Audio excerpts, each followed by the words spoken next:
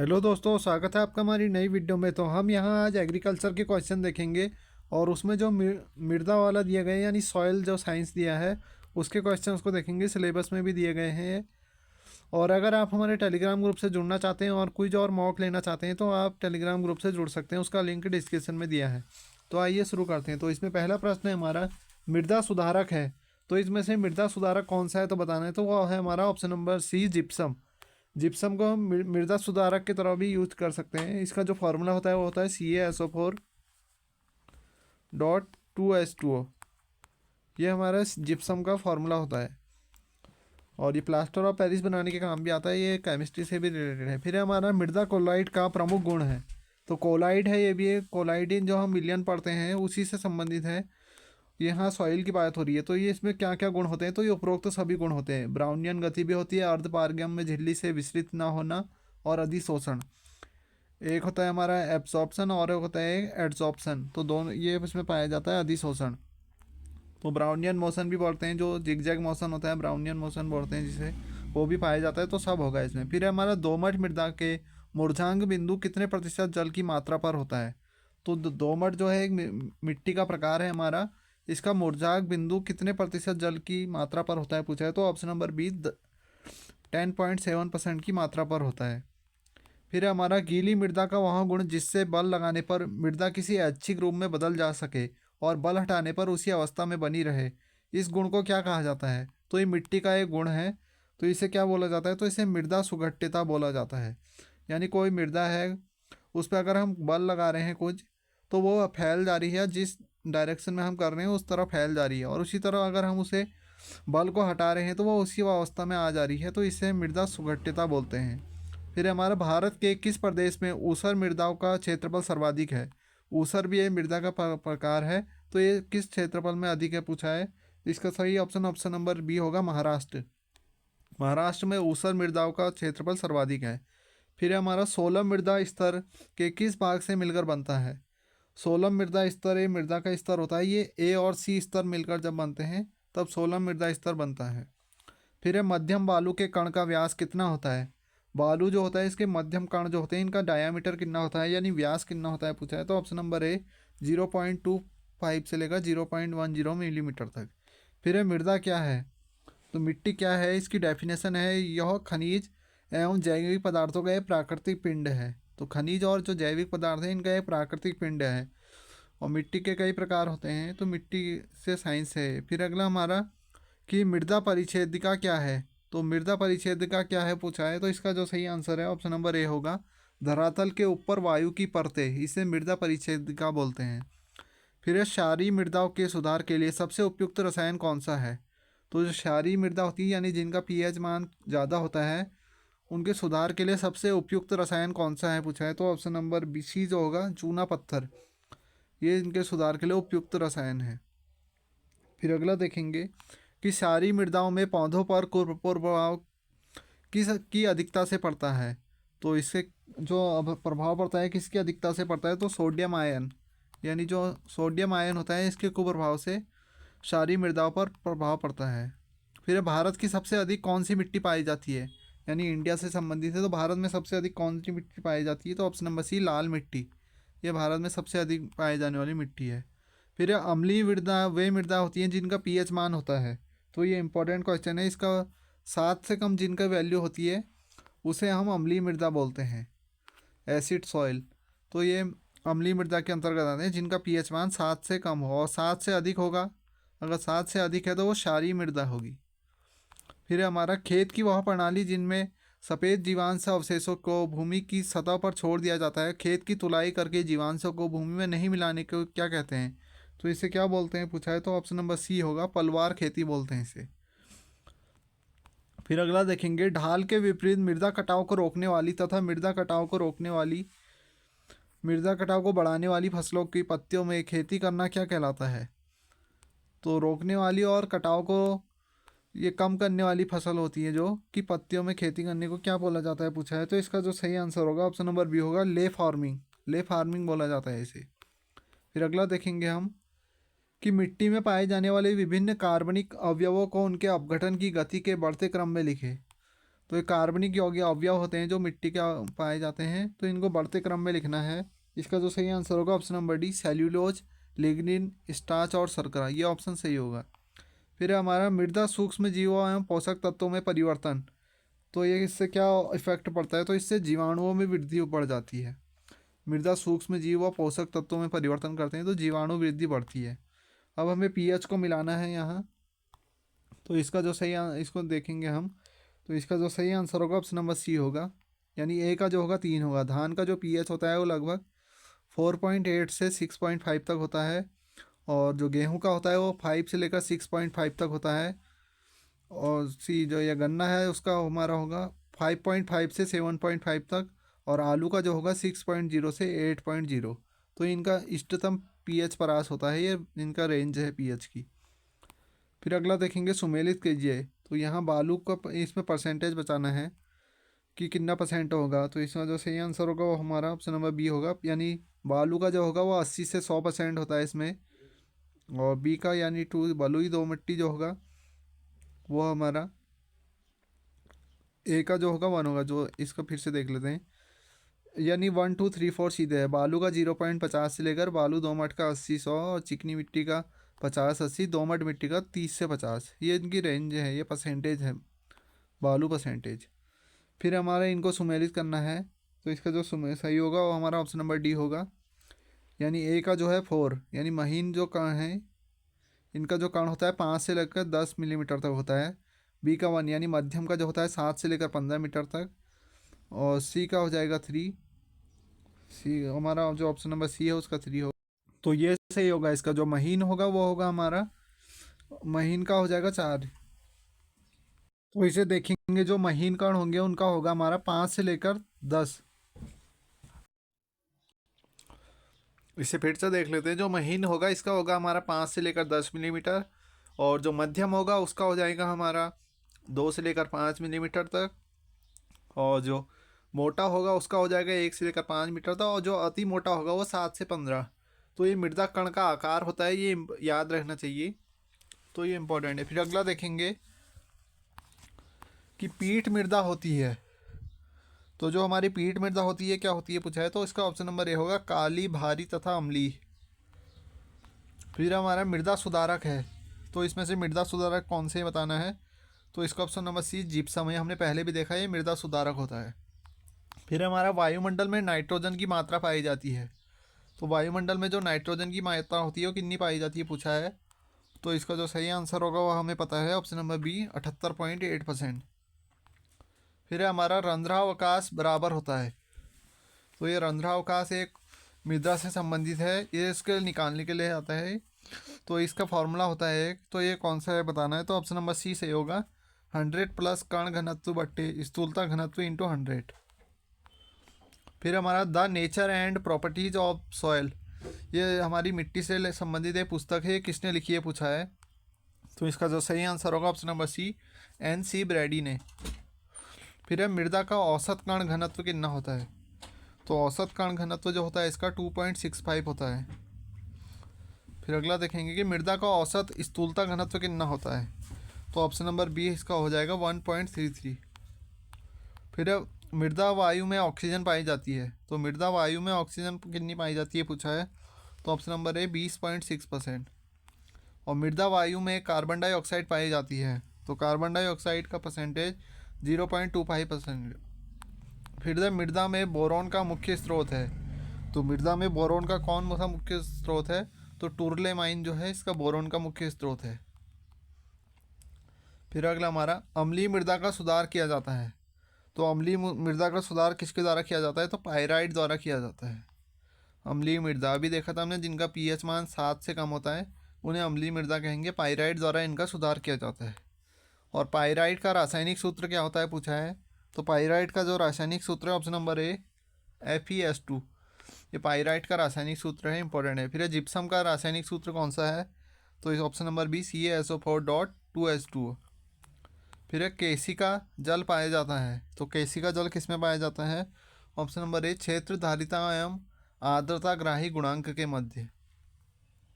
फिर कोलाइडल विलयन के कणों का आकार कितना होता है, तो ये केमिस्ट्री से भी संबंधित है, ऑप्शन नंबर सी, 10⁻⁻6 से लेकर 10⁻⁻9 मीटर तक कोलाइडल विलयन का कणों का आकार होता है।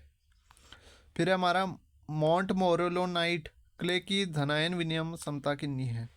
तो इसकी धनायन विनिमय क्षमता जो है ऑप्शन नंबर डी 80 से लेकर 120 m/100 ग्राम मृदा।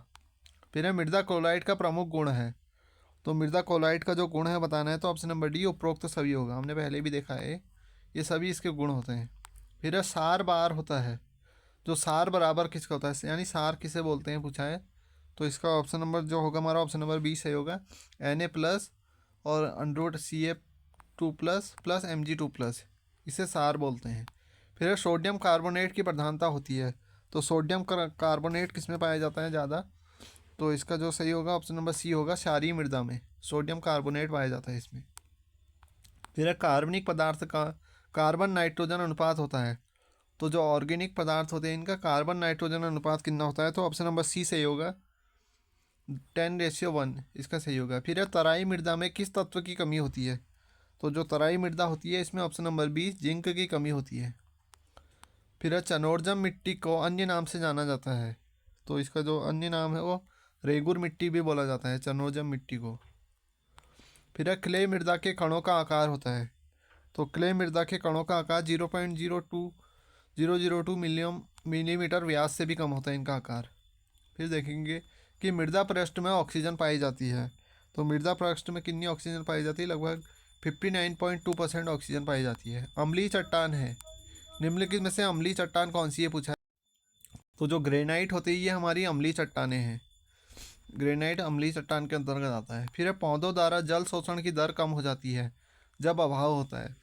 तो पौधों में जब जल शोषण की दर कम किसके कारण होती है पूछा है, तो इसका जो ऑप्शन नंबर सी होगा बी, जब पोटेशियम का अभाव हो जाता है तो अब जल शोषण की दर में कमी आ जाती है। फिर अगला देखेंगे कि जब मृदा में कार्बनिक पदार्थ डाला जाता है तो क्या होता है पूछा है, तो ऑप्शन नंबर बी हो जाएगा, स्थूल घनत्व घट जाता है।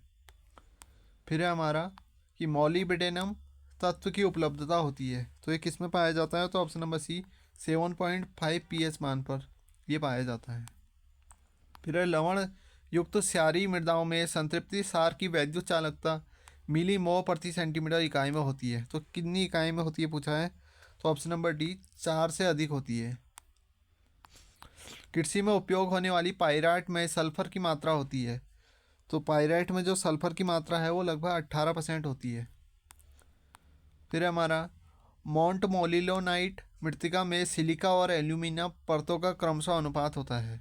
तो ये कितना अनुपात है पूछा है, तो ऑप्शन नंबर ए सही होगा, 2:1। फिर है मृदा कणों पर नमी को आकर्षण से जाना जाता है। तो नमी को आकर्षण से जाना जाता है आसंजन से। वातावरण की तुलना में मृदा वायु में अधिकता होती है। तो अधिकता किसकी होती है पूछा है, तो ऑप्शन नंबर जो का सी होगा, कार्बन डाइऑक्साइड की। वातावरण की तुलना में मृदा वायु में अधिकता होती है। जो मृदा वायु होती है इसमें कार्बन डाइऑक्साइड की मात्रा अधिक होती है एज़ कम्पेयर टू हमारा वातावरण यानी एटमॉस्फेयर। फिर है भूमि में पोटेशियम का स्रोत है। तो जो भूमि में पोटेशियम का स्रोत है कौन है, तो बायोटाइट जो है इसका पोटेशियम का स्रोत है। क्षारीय मृदा की विशेषताएं होती हैं। तो जो क्षारीय मृदा होती है इनकी विशेषता क्या है, तो ऑप्शन नंबर डी होगा, उच्च विनिमय सोडियम तथा उच्च पीएच। तो क्षारीय है तो उसका जो पीएच होगा वो उच्च होगा, अम्लीय होगा तो पीएच कम होगा। फिर है भूगर्भीय क्षरण को कहा जाता है। तो भूगर्भीय क्षरण को क्या कहा जाता है, तो ऑप्शन नंबर बी प्राकृतिक क्षरण बोला जाता है भूगर्भीय क्षरण को। फिर है गंधक है। तो गंधक क्या है, तो ऑप्शन नंबर डी दीर्घ तथा द्वितीय, दीर्घ एक एवं द्वितीय है। फिर है मध्यम बालू के कणों का व्यास होता है। तो जो मध्यम बालू के कणों का व्यास कितना होता है, तो 0.50 से लेकर 0.25 मिलीमीटर तक होता है।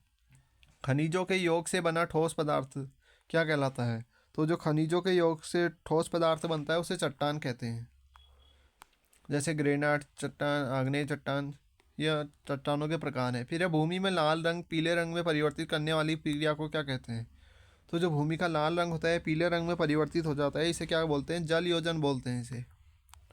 फिर है षटकोणीय क्रिस्टल है। तो षटकोणीय क्रिस्टल क्या है, ऑप्शन नंबर सी केओलोनाइट, ये हमारा षटकोणीय क्रिस्टल है। फिर है आयरन पायराइट में गंधक की मात्रा होती है। तो जो आयरन पायराइट होता है इसमें गंधक की मात्रा 26 से लेकर 32% तक होती है। फिर एक मृदा जिसमें 40% रेत, 40% गाद और 40% चिकनी मिट्टी होती है क्या कहलाती है? तो ये मिट्टियों के प्रकार है, इसे क्या बोलते हैं? तो ऑप्शन नंबर डी, चिकनी दोमट बोलते हैं इससे। जिसमें ये 40%, 40% और 40-40 का रेशियो होता है इनमें, चिकनी दोमट बोलते हैं इसे। फिर जिप्सम किस प्रकार की भूमि के सुधार के लिए प्रयोग किया जाता है? अभी देखा था हमने, जिप्सम जो है एक भूमि सुधारक है, और ये किस प्रकार की मिट्टी को सुधारने के लिए प्रयोग किया जाता है? तो ऑप्शन नंबर बी जो होगा, क्षारीय मृदा, यानी जिनका पीएच मान 7 से अधिक है, उनको सुधारने के लिए इसका प्रयोग किया जाता है। जिप्सम जो होता है क्षारीय मृदा के सुधार के लिए प्रयोग किया जाता है जिसका पीएच मान 7 से अधिक हो। फिर जलमग्न अवस्था में मृदा में लोहा किस रूप में पाया जाता है? तो जो मृदा में लोहा पाया जाता है जलमग्न अवस्था में, किस रूप में पाया जाता है? तो इसका जो सही होगा option number C, ferrous iron के रूप में पाया जाता है। फिर है हमारा कि संतृप्ता अवस्था पर मृदा की नमी का अंश होता है, तो ये कितना होता है पूछा है? तो ऑप्शन नंबर ए इसका होगा क्षेत्र क्षमता का 2 गुना, क्षेत्र क्षमता का 2 गुना होता है। फिर हमारा लवण सहनशील फसलें हैं, तो लवण सहनशील फसलें कौन सी है? तो ऑप्शन नंबर ए, मक्का और सरसों। ये लवण सहनशील फसलें हैं हमारी, मक्का और सरसों।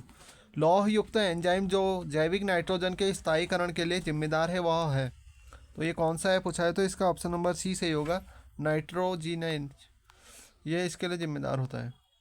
फिर है मिट्टी की मात्रा सर्वाधिक होती है, तो मिट्टी की मात्रा सर्वाधिक किस में होती है पूछा है? तो ऑप्शन नंबर बी, काली मिट्टी में जो होती है मिट्टी की मात्रा सर्वाधिक होती है। फिर हमारा 1.3 ग्राम CCBD और 2.6 ग्राम जो हमारा BD बल्क डेंसिटी, आभासी घनत्व, PD अर्थात यानी पार्टिकल डेंसिटी। तो जो यहाँ BD का मतलब है वो आभासी घनत्व का, और PD का मतलब पार्टिकल डेंसिटी है, कण घनत्व वाली मृदा को सकल सांद्रता होती है, तो ये कितनी होती है पूछा है? तो ऑप्शन नंबर सी से होगा 50%। तो इनका ऐसे नाम भी पूछा जा सकता है, PD क्या है? तो ये पार्टिकल घनत्व है हमारा, ये पार्टिकल डेंसिटी है। फिर मृदा विज्ञान में मृदा को मानते हैं, तो जो हमारी सॉइल साइंस होती है इसमें मृदा को क्या मानते हैं पूछा है? तो ऑप्शन नंबर ए, प्राकृतिक पिंड मानते हैं, एक मृदा को एक प्राकृतिक पिंड के रूप में मानते हैं।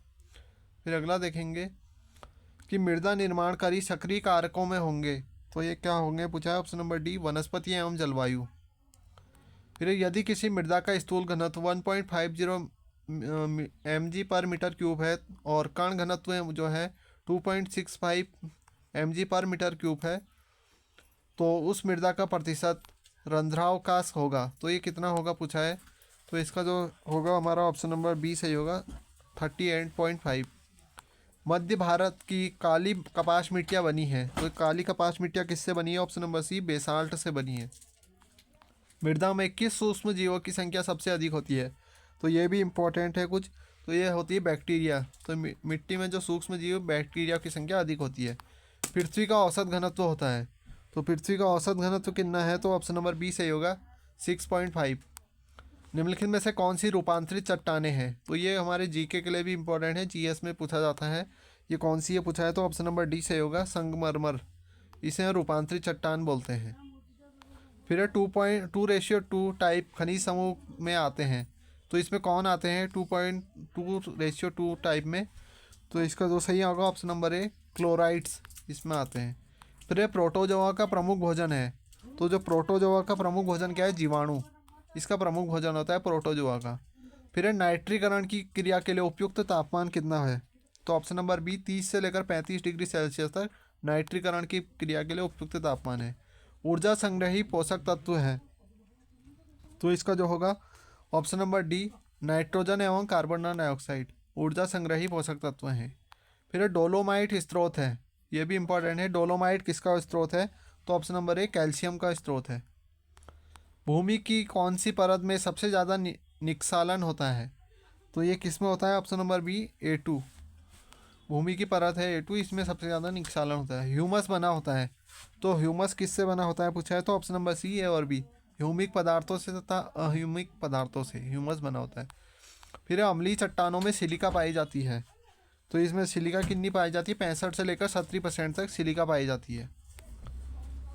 फिर हमारा गेहूं तथा धान में नाइट्रोजन का स्थिरीकरण होता है, तो इसका स्थिरीकरण कब होता है पूछा है? तो ऑप्शन नंबर डी सही होगा, एजोटोबैक्टर द्वारा। किसके कारण होता है पूछा? तो एजोटोबैक्टर द्वारा। फिर ये सवाल के लिए कौन सा कथन असत्य है?